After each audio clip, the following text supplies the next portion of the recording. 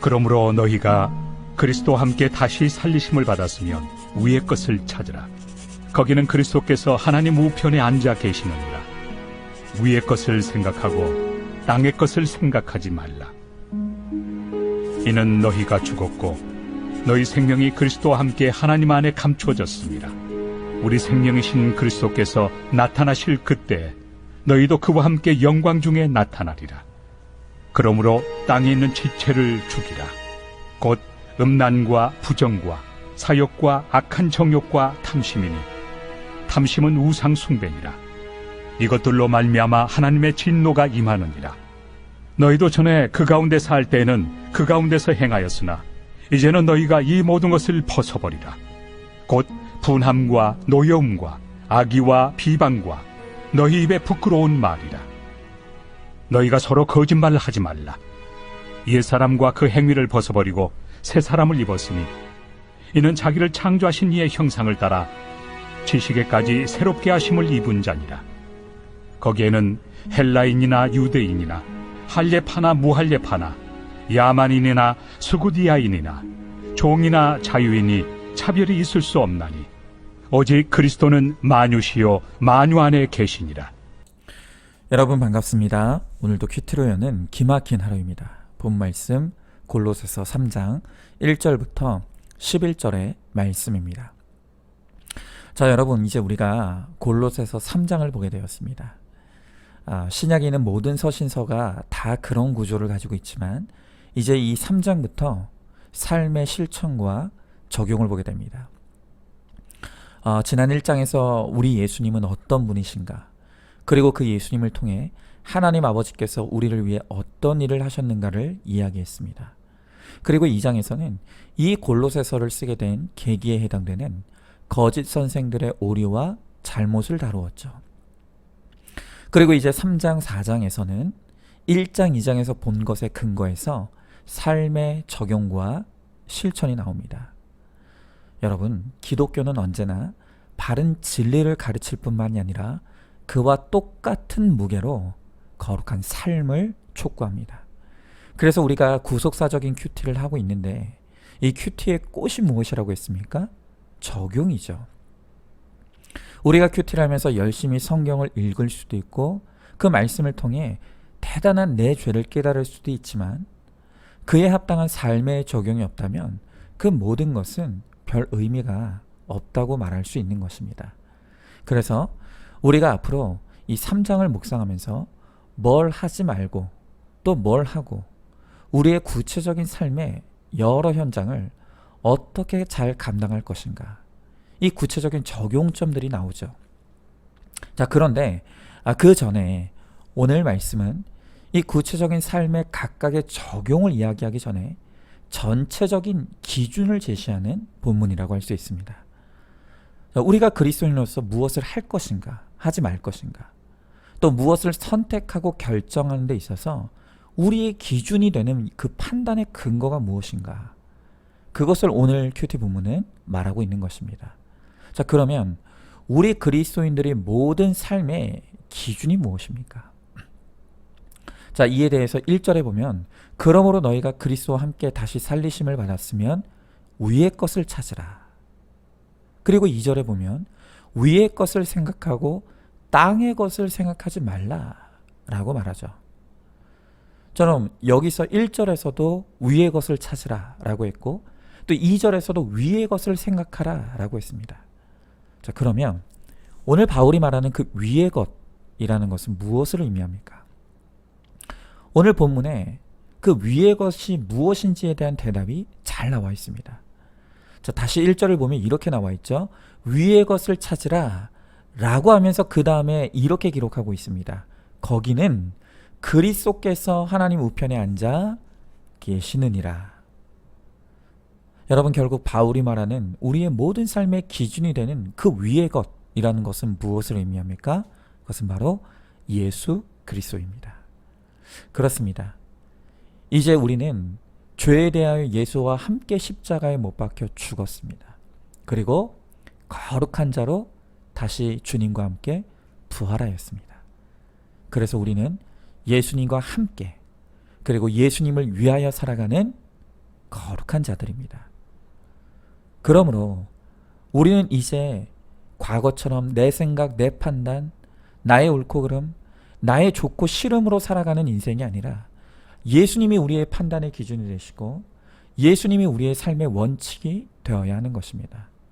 자, 그런데 우리가 어떻게 하면 예수님이 나의 삶의 기준과 원칙이 되는 삶을 살아갈 수 있는가? 그것이 바로 날마다 말씀으로 큐티하는 것입니다.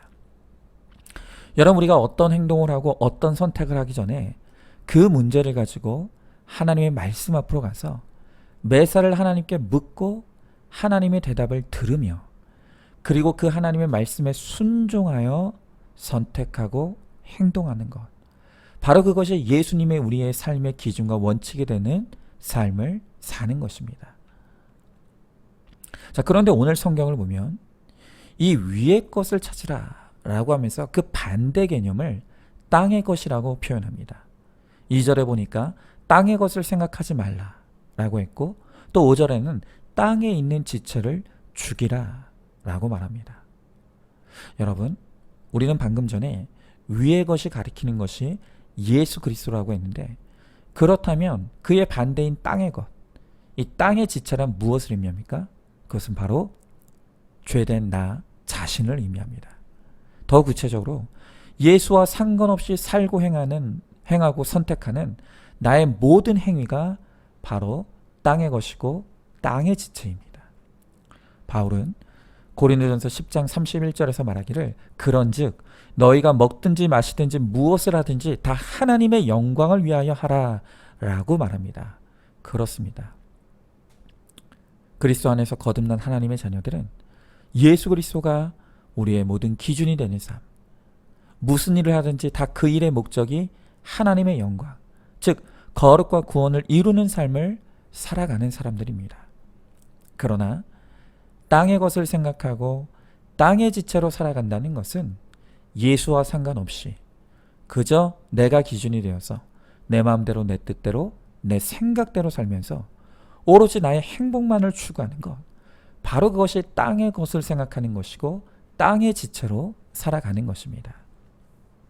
그리고 그렇게 내가 기준이 되고 내 행복을 목적에 두고 살아가는 사람들의 삶의 결론은 음란과 부정과 사욕과 악한 정욕과 탐심에 죄된 삶을 살아가는 것이라고 말하고 있습니다. 자, 여러분은 어떻습니까?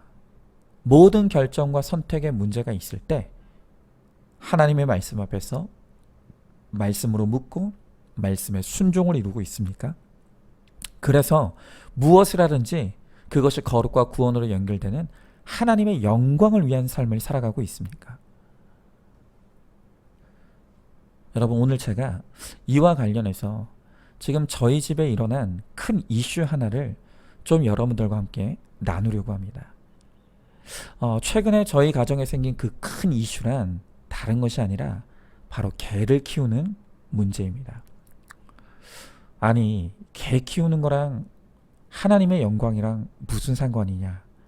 그렇게 생각이 되시겠지만 그렇지 않습니다. 한번 여러분 잘 들어보시기 바랍니다. 사실 이미 오래전부터 저희 집 아이들이 개를 키우고 싶다고 개 키우게 해달라고 수차례 졸라왔습니다. 그런데 그동안은 이런저런 이유로 아이들의 요구를 거절해 왔는데요. 요 사이에 아이들의 요구가 너무 간절합니다. 그래서 저와 제 아내는 진지하게 이 문제를 고민하게 되었고 좀 개를 키우는 쪽으로 저희의 생각이 기울었습니다. 그러다가 제 아내가 이 유기견들을 연결해주는 한 인터넷 카페에 가입을 하게 되었고 거기서 여러 종류의 개들을 좀 알아보게 되었습니다. 그런데 이번 주에 제가 교회에서 있는데 갑자기 제 아내로부터 톡이 왔습니다. 그 톡을 열어보니까 여러 장의 이 개 사진이 있었습니다. 보더콜리라고 하는 종류의 이제 태어난 지 2개월 된 강아지였는데요. 제 아내가 우연히 이 강아지를 발견하고는 이 녀석을 입양해서 키우면 어떻겠느냐라고 말하는 것이었습니다. 그래서 저는 당신이 좋다면 나도 좋다 하고 동의를 하였습니다. 그러고 집에 갔더니 제 아내는 이미 원래 그 강아지의 주인분과 이런저런 대화를 많이 나누고 구체적으로 언제 강아지를 받을지도 다 정해놓은 상태였습니다. 제가 가만히 보니까 아이들보다 제 아내가 더 좋아하는 그런 눈치였습니다. 자, 그런데 말입니다. 그 다음날 제가 퇴근하고 다시 집에 돌아왔더니 어제 제 아내의 흥분과 기쁨은 다 사라지고 뜬금없이 강아지 입양을 없었던 일로 하자는 것입니다. 아니 여러분, 무슨 개 키우는 게 부침개 뒤집는 것도 아니고 전날은 그렇게 좋아하더니 오늘은 얼굴이 근심해서 다 취소하자는 것입니다. 그래서 제가 좀 황당해서 이유가 도대체 뭐냐 그렇게 물었더니 처음에는 하는 말이 이 보더콜리라고 하는 이 품종의 개가 워낙 활동력이 좋은데 우리가 키우기에는 좀 버거울 것 같다라는 것이었습니다. 제가 그 말이 좀 이상했습니다. 왜냐하면 그렇게 꼼꼼한 아내가 그런 개의 특성도 모르고 무작정 선택했을 리가 없는데, 그래서 제 마음에 뭔가 다른 이유가 더 있다는 생각이 들었습니다.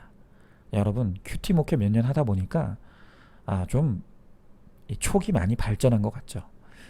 그래서 제가 아내에게 다른 이유가 더 있는 거 아니냐, 우리 한번 이 문제에 대해서 나눔을 해보자 하고 저녁에 식탁에서 나눔이 이루어졌습니다.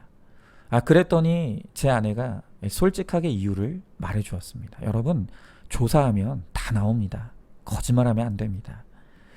그러면서 제 아내가 솔직하게 해주는 이야기인즉, 처음에 이 강아지를 보는 순간 강아지를 입양해야 되겠다고 생각했던 가장 큰 이유는 한마디로 말하면 얘 데리고 다니면 폼나겠다, 이거였답니다. 제가 봐도 참 이쁜 강아지였습니다. 근데 제 아내는 이 정도 외모의 강아지면 데리고 다닐 때 사람들로부터 주목 좀 받겠다 라는 생각을 했다는 것입니다. 아니 그러면 그렇게 이쁜 강아지를 왜 그 다음날 취소한 거냐 라고 물었더니 그 대답이 참 기가 막혔습니다. 이제 그 강아지를 입양하기로 결정하고 이 품종에 관한 이런저런 영상을 제 아내가 이제 유튜브에서 찾아보았죠. 그러던 중에 한 전문가가 이 보더콜리라는 강아지는 마당이 있는 집에서 키워야지 마당이 없는 집에서 키우면 사람도 고생하고 개도 고생한다, 이런 말을 했다는 것입니다. 그런데 문제는 그 영상에 달린 댓글을 또 제 아내가 보았는데 그 댓글 중에 이런 글이 있었다는 것입니다. 사람이 자기가 좋자고 이렇게 활동성이 좋은 개를 집에 가두는 사람들은 이기적인 사람들이라고, 그렇게 욕하는 댓글을 보게 되었다는 것입니다. 그런데 제 아내가 그 댓글을 보는 순간 이 개를 키웠다가는 나도 이렇게 사람들에게 욕먹을 수도 있겠구나 라는 생각이 들었다는 것입니다. 그래서 사람들에게 욕먹을까봐 개 키울 마음이 싹 사라졌다는 것입니다. 여러분, 제가 제 아내의 이야기를 가만히 들어보니 결국엔 제 아내가 개를 입양하기로 결정했던 것도, 또 그 입양을 취소하기로 결정했던 것도 결국엔 다른 사람의 시선과 평가였던 것입니다. 제가 그것을 이야기하자 제 아내도 그것이 맞다고, 여전히 내가 다른 사람의 시선과 평가에 집착하고 또 그것이 내려지지 않는다, 그것을 솔직하게 고백해 주었습니다. 여러분, 저는 바로 이것이 땅의 것을 생각하는 것이고 땅의 지체로 사는 것이라고 생각을 합니다. 그리고 저는 아내의 솔직한 나눔을 들으면서 이 문제에 대해서 우리가 어떤 선택을 해야 될지가 너무 선명하게 깨달아졌습니다. 여러분, 우리가 구속사의 훈련을 받으면서 어떤 것을 선택해야 될지를 모르고 헷갈릴 때는 어떻게 해야 되는지 기억나십니까? 그렇죠. 내가 원하는 것과 반대의 적용이죠. 맞습니다. 그래서 저는 그날 제 아내에게 이 강아지를 입양하자고, 지금 여기서 우리가 이루어야 될 적용은 바로 강아지를 입양하는 적용인 것 같다고. 이게 구속사의 적용인 것 같다고. 그렇게 이야기했습니다. 그렇게 여전히 사람들의 시선만 의식하면서 단지 사람들에게 욕먹기가 싫어서 개 입양을 취소하자는 것을 보니 이 개는 우리가 키우는 게 맞다고. 여러분 사실 그렇지 않습니까? 누가 관심이나 있겠습니까? 욕할 사람도 없지만 설령 개 때문에 욕먹는 일이 있다 하더라도 이번 기회에 이 강아지를 통해서 욕먹는 훈련 좀 받아보면 어떻겠습니까? 그리고 그렇게 활동성이 좋은 개라고 하니 이 강아지 덕분에 우리도 더 열심히 운동해서 건강한 몸으로 주의 영광을 위해 한번 살아보자. 여러분 좀 억지스러운 적용인가요? 어쨌든 저는 그게 맞다고 생각합니다. 그것이 바로 위의 것을 찾고 땅에 있는 지체를 죽이는 적용이라고 저는 그렇게 믿습니다. 여러분 사실 저도 이 개를 입양하기로 결정하면서 염려가 안 되는 것은 아닙니다. 제가 사실 이 강아지를 이렇게 본격적으로 키워본 적이 없습니다. 동물은 그저 관리의 대상이라고 했는데 저도 죄인인지라 치우쳐서 이 개를 너무 사랑하든지 아니면 개를 골칫덩이로 여기면 어쩌나 저도 걱정이 됩니다. 그러나 이왕 결정한 것 여기에 저의 거룩을 위한 훈련이 있다고 생각하고 잘 분별하면서 가다 보면 여기에도 어떤 큰 유익이 있으리라 저는 그렇게 믿고 기대합니다. 여러분 제가 이렇게 큐티 목회를 하고 가다 보니까 별걸 가지고도 다 묵상하게 되고 별걸 가지고도 다 적용을 이루게 됩니다. 제가 생각해도 참 재밌습니다. 여러분 그러나 바울이 뭐라고 했다고요? 먹든지 마시든지 심지어 무엇을 하든지 다 예수님이 기준이 되고 다 예수님이 영광을 드러내는 일을 하라고 하셨으니 여러분 이런 사소한 문제조차도 예수님이 기준이 되고 예수님의 영광이 되는 것이 무엇인가를 고민하고 결정하는 것은 그것은 마땅한 것이라고 생각합니다.